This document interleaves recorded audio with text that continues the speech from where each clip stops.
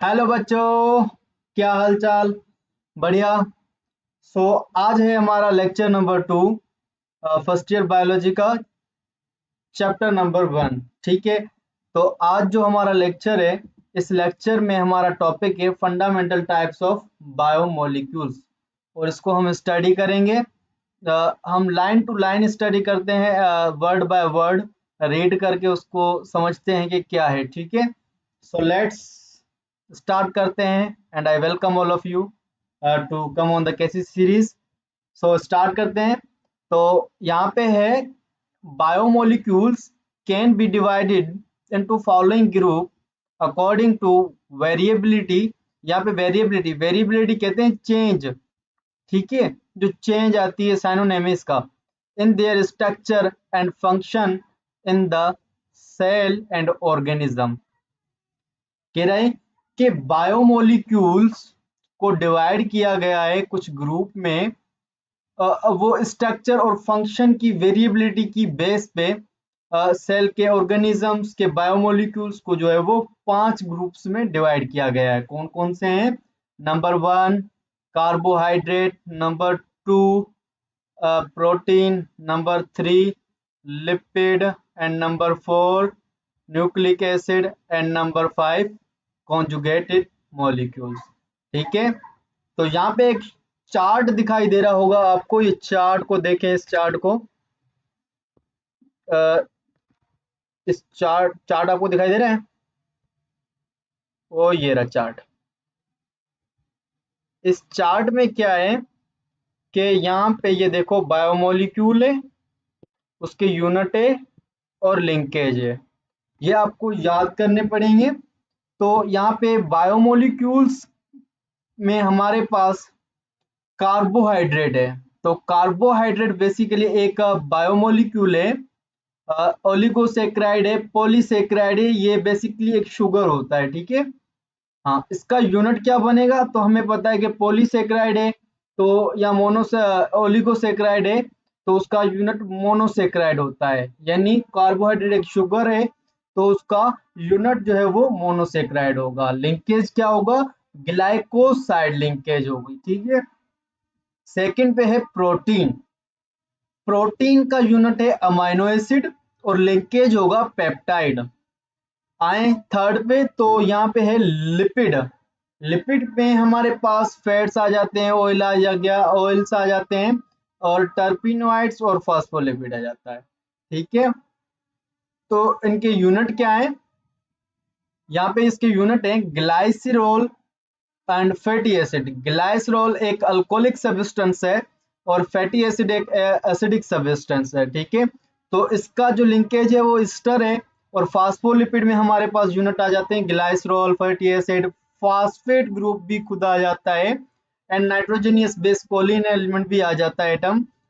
उसका जो लिंकेज है वो ester and carbon to carbon linkage आ जाता है। ठीक है। टर्पिनोइड का यूनिट है आइसोपरनोइड, और इसका जो लिंकेज होता है वो कार्बन टू कार्बन लिंकेज होता है। अब आते हैं हम न्यूक्लिक एसिड पे। न्यूक्लिक एसिड में हमारे पास डीएनए आ जाता है, आरएनए आ जाता है। तो डीएनए का यूनिट क्या होगा? डीऑक्सीराइबो न्यूक्लियोटाइड, और आरएनए का राइबो न्यूक्लियोटाइड्स। और इन दोनों का ही लिंकेज जो होता है वो फास्फो ईस्टर लिंकेज होता है। कॉन्जुगेटेड मॉलिक्यूल है तो इसमें डिफरेंट बायोमोलिक्यूल्स आ जाते हैं, तो लिंकेज भी क्या होगा?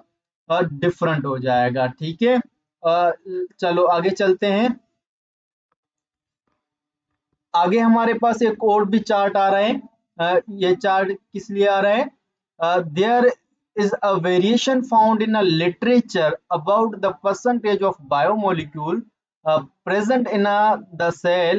It is because different cell within the same body have a different amount of biomolecules. समझ रहे हो ना? Therefore these values are always taken as an average value. Approximate percentage of chemical composition of typical bacterial and typical mammalian cell is given in table. ठीक है। तो ये एक table बनाया गया है। ये देखें, ये आपके पास एक टेबल है बेसिकली। दिस टेबल, इस टेबल में क्या है कि कुछ मॉलिक्यूल्स दिए गए हैं और बैक्टीरियल सेल और मेमेनियल सेल की केमिकल कंपोजिशन इन सेल में परसेंटेज दी गई है मॉलिक्यूल्स की, ठीक है। तो ये क्यों दी गई है परसेंटेज? ये इसीलिए दी गई है, परसेंटेज जो बायोमोलिक्यूल हैं, जो कुछ मॉलिक्यूल्स हैं ये बायोमोलिक्यूल्स में, जिसमें प्रोटीन, कार्बोहाइड्रेट, लिपिड भी आ रहा है, ठीक है। तो इन बायोमोलिक्यूल्स जो थे हमारे पास, डिफरेंट सेल, बॉडी सेम है पर मुख्तलिफ सेलों में बायोमोलिक्यूल्स की अमाउंट डिफरेंट होने के कारण से जो एवरेज वैल्यू लिया गया है वो approximate percentage of chemical composition typical bacterial का जो है वो डिफरेंट होता है और टिपिकल मेमेलियल सेल का अलग होता है, ठीक है। तो इसीलिए यहाँ पे उनकी परसेंटेज दी गई है। तो सबसे पहले मॉलिक्यूल आता है वाटर, तो वाटर का कितना परसेंटेज है? तो बैक्टीरियल सेल में 70% और मेमेनियल सेल में भी 70%। तो ये तो बिल्कुल ही सेम है। आगे आता है प्रोटीन, प्रोटीन कितना है? 15 और मेमेनियल में 18। कार्बोहाइड्रेट, कार्बोहाइड्रेट कितना है? 3 और मेमेलियन में 4। लिपिड कितना है? 2 बैक्टीरियल में और मेमेलियल में 3। इसी तरह डीएनए है 1 और मेमेलियन में है 0.25 और आरएनए है बैक्टीरियल में 6 और मेमेनियल में है 1.10। 1.10 ही स्टडी किया जाएगा, 1.10, ठीक है। और organic, other organic compound bacterial में कितना है? 2 और मेमेनियल में भी कितना है? 2 और इनऑर्गेनिक आयन दोनों में 1% मौजूद है, ठीक है। सो आगे बढ़ते हैं। आगे हमारे पास एक और टॉपिक आ जाता है। इस टॉपिक का नाम है synthesise and break down of a macromolecule, और मैक्रोमोलिक्यूल को हम पॉलीमर्स कहते हैं। तो सबसे पहले यहाँ पे आपको ये चीज समझनी है कि मैक्रोमोलिक्यूल्स कहते हैं किसे हैं हम। मैक्रोमोलिक्यूल्स बेसिकली एक पॉलीमर है, यानी एक बड़ा मॉलिक्यूल है, ठीक है, लार्ज मॉलिक्यूल है। आपको समझ में आया?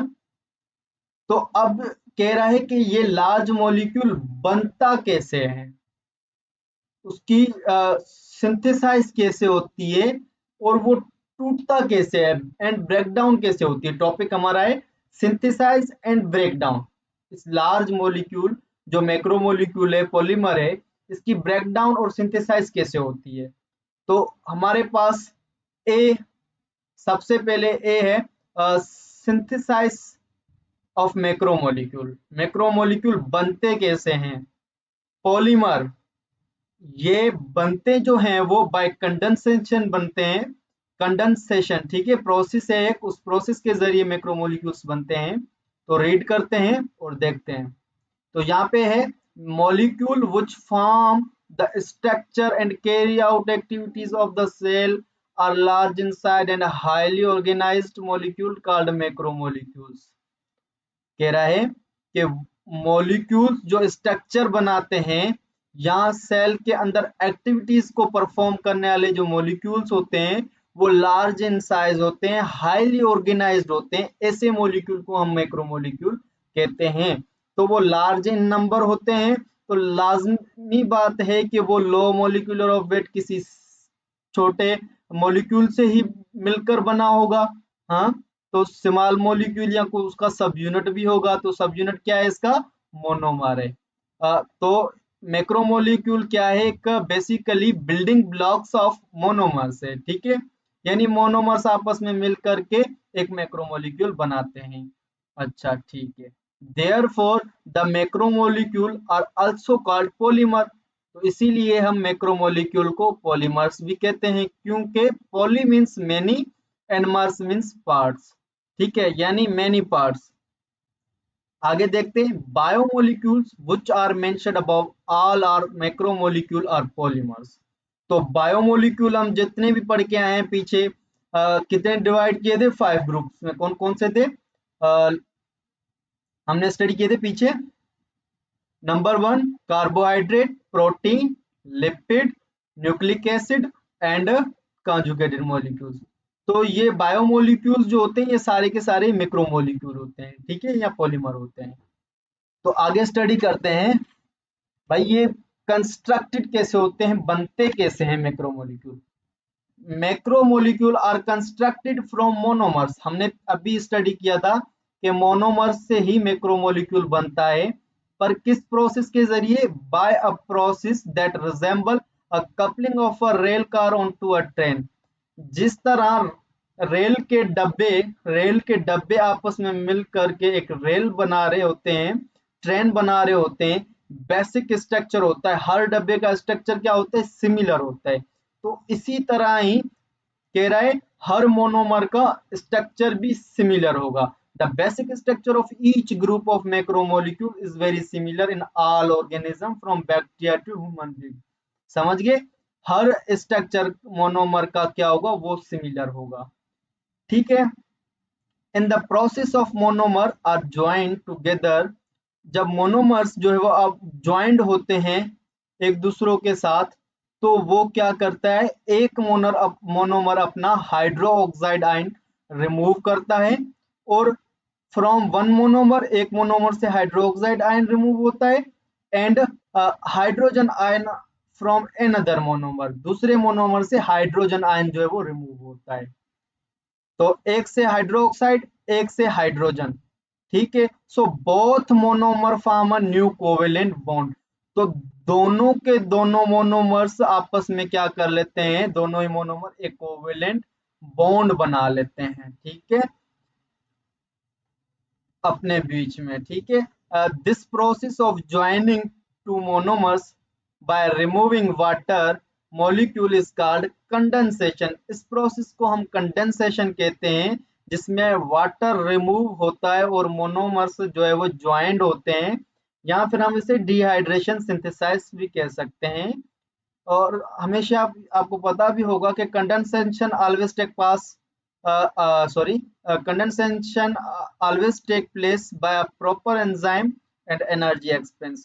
तो कंडेंसेशन प्रोसेस के लिए प्रॉपर एंजाइम भी चाहिए होता है, और उसके अलावा एनर्जी भी एक्सपेंस होती है। ठीक है।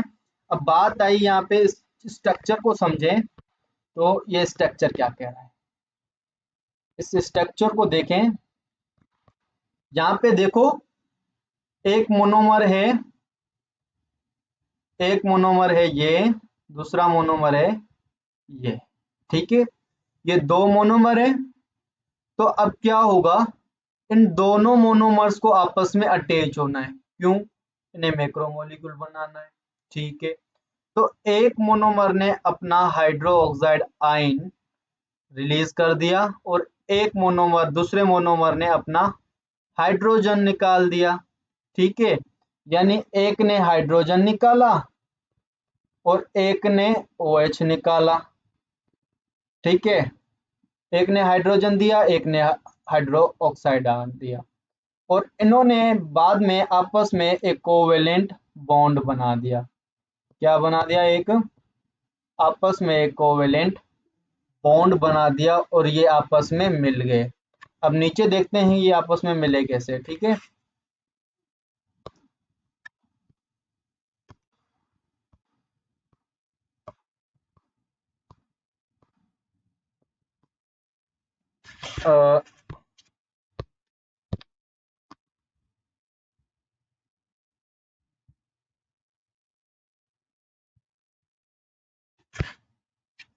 यहाँ पे देखें, ये रहा हमारा, कि जब इसने अपना हाइड्रोजन एक मोनोमर ने दिया, और एक मोनोमर ने हाइड्रो ऑक्साइड दिया, तो ये हाइड्रो ऑक्साइड और हाइड्रोजन आपस में मिलकर के एक वाटर बन गया। यानी इन्होंने क्या किया, वाटर को रिलीज किया। वाटर को क्या किया इन्होंने, वाटर को रिलीज करा दिया।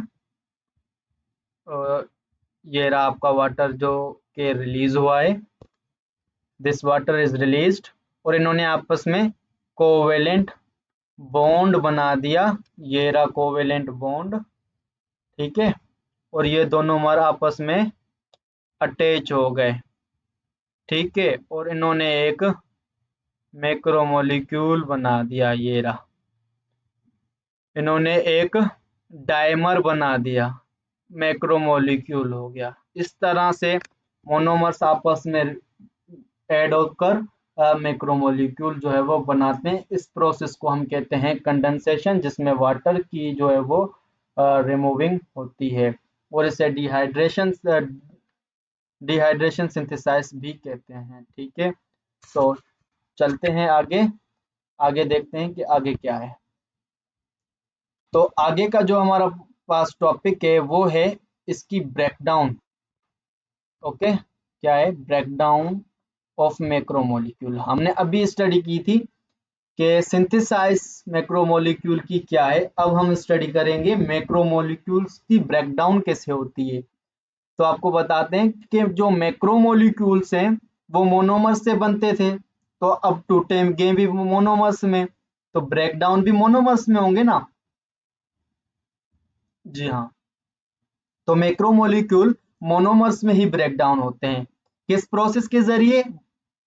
हाइड्रोलाइसिस प्रोसेस के जरिए। ठीक है, a process where macromolecule polymer are broken down into their subunit monomer by addition of water molecule is called hydrolysis। इस प्रोसेस हाइड्रोलाइसिस प्रोसेस में वाटर ऐड होता है। वहां पे वाटर क्या हो रहा था? कंडेंसेशन प्रोसेस में रिमूव हो रहा था। यहाँ पे वाटर आकर ऐड हो रहा है, और बॉन्ड जो है वो टूट रहा है। वहां पे बॉन्ड बन रहा था, यहाँ पे बॉन्ड टूटेगा और वाटर ऐड हो जाएगा, और जो है वो मोनोमर्स बना देगा, मैक्रोमोलिक्यूल को तोड़ देगा।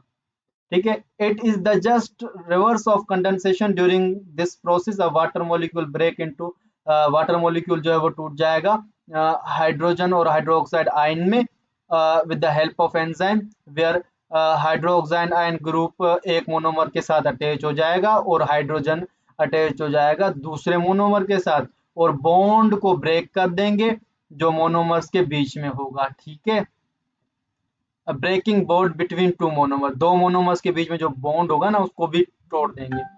During this bond breaking energy is release, जब बॉन्ड टूटेगा तो एनर्जी भी रिलीज होगी and made available for other metabolic process, और दूसरे मेटाबॉलिक प्रोसेस के लिए काम आएगी। ठीक है, एनर्जी। तो अब इसमें क्या हुआ कि वाटर आकर ऐड हुआ।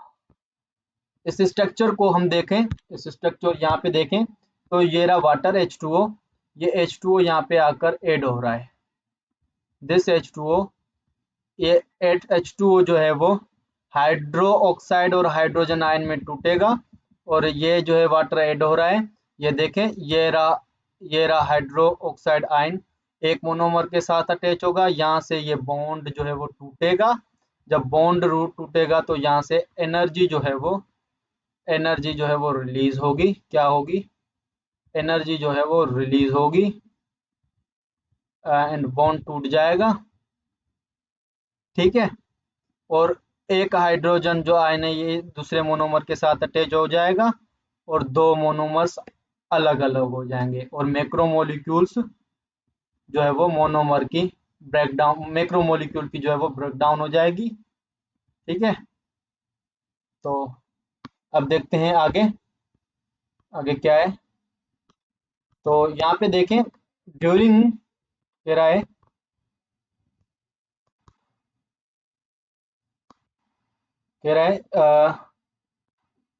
ड्यूरिंग मेटाबॉलिज्म, जब मेटाबॉलिज्म आपको पता है लिविंग ऑर्गेनिज्म के अंदर होती है।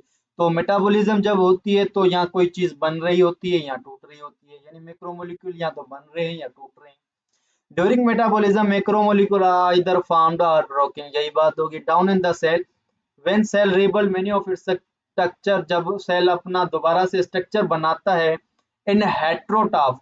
हेट्रोटॉफ जो होते हैं, हेट्रोटॉफ कौन होते हैं? वो होते हैं जो अपना खाना खुद नहीं बनाते, जैसे कि हम।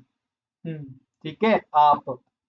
ड्यूरिंग डाइजेशन, जब हम चीज अ, अ, कुछ चीज जो है वो अ, खाते हैं, तो वो चीज जो है वो डाइजेस्ट होती है हमारे पेट में। तो जब वो डाइजेस्ट होती है तो वो मैक्रोमोलिक्यूल होते हैं पहले तो वो मैक्रोमोलिक्यूल होते हैं, तो उनकी ब्रेकडाउन होती है, वो ब्रोकन होते हैं into monomers bye hydrolysis process with the help of hydrolytic enzyme. हमारे अंदर बॉडी के अंदर हाइड्रोलाइटिक एंजाइम की मदद से हाइड्रोलाइसिस प्रोसेस के जरिए वो मैक्रोमोलिक्यूल मोनोमर्स में टूटता है, ठीक है। और वही मोनोमर्स, दीज मोनोमर्स जब सेल में पहुंच जाते हैं, when reach to cell again, जब वो सेल में पहुंच जाते हैं तो वो दोबारा से मैक्रोमोलिक्यूल बनाते हैं, form macromolecule by the process of condensation, condensation process के जरिए दोबारा से वो मैक्रोमोलिक्यूल बनाते हैं। ठीक है। इन ऑटोट्राफ, ऑटोट्राफ यानी जैसे कि प्लांट हो गए जो कि अपना खाना खुद ही बना लेते हैं, ठीक है। ऑटोट्राफ, तो ऑटोट्राफ के अंदर सेल जो है वो प्रोड्यूस करता है monomers from inorganic molecule like carbon dioxide, water, nitrate and sulphate etc. कह रहा है कि जो प्लांट्स उगते हैं ये जो है वो मैक्रोमोलिक्यूल तो इंटेक्ट नहीं करते हैं, ये अपना खाना खुद बनाते हैं। तो सबसे पहले ये मोनोमर्स बनाते हैं, और मोनोमर्स बनाते हैं किसके जरिए? इनऑर्गेनिक मॉलिक्यूल जो आउट से लेते हैं, ठीक है।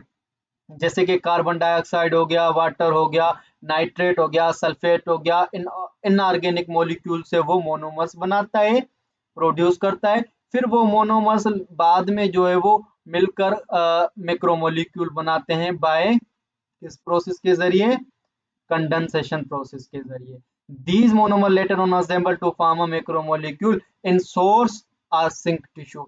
सिंक टिश्यू जहाँ पे वो स्टोर करते हैं या सोर्स जहाँ पे वो यूज होता है।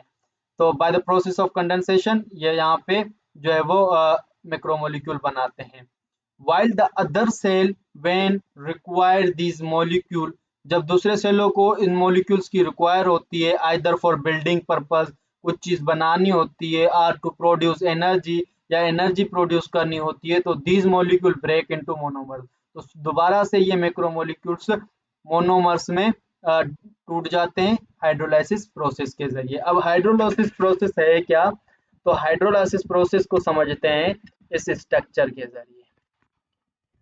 हाइड्रोलाइसिस प्रोसेस क्या है? एक ब्रेकडाउन ऑफ पॉलीमर होता है। अब देखें यहाँ पे गौर से कि दिस वन, ये हमारे पास एक मैक्रो मॉलिक्यूल था, ठीक है। अब क्या हुआ कि इस मैक्रो मॉलिक्यूल को टूटना है। कैसे टूटेगा? वाटर की एडिंग होगी, ये रहा H2O, H2O आया, हाइड्रो ऑक्साइड आयन H2O आया, इस इस बॉन्ड को तोड़ दिया, इस बॉन्ड लिंकेज को तोड़ा, एनर्जी रिलीज हुई। ये जब बॉन्ड टूट गया तो वाटर, वाटर का OH, ये रहा वाटर का OH आके ऐड हो गया एक मोनोमर के साथ, इस मोनोमर के साथ, ठीक है। इस मोनो दिस वन, इस मोनोमर के साथ, ये रहा इस मोनोमर के साथ आके अटैच हो गया, और ये रहा ये आके वाटर वाला OHO इस मोनोमर के साथ अटैच हुआ, और दूसरा H प्लस इस मोनोमर के साथ आकर अटैच हो गया, ठीक है। इस तरह दो मोनोमर हो गए, एक एक ये, ठीक है।